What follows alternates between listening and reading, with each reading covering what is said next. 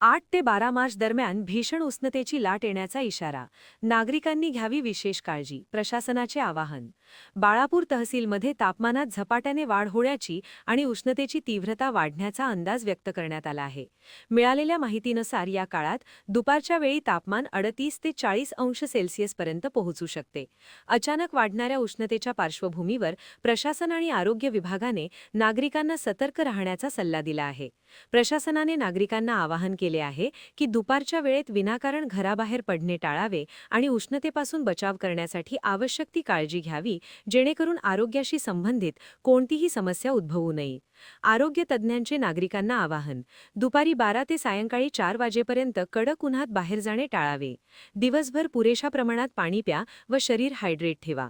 लहान मुले, वृद्ध आणि आजारी व्यक्तींची विशेष काळजी घ्यावी. घराबाहेर पडताना डोक्यावर टोपी, गमछा किंवा कापड ठेवावे. कडक उन्हात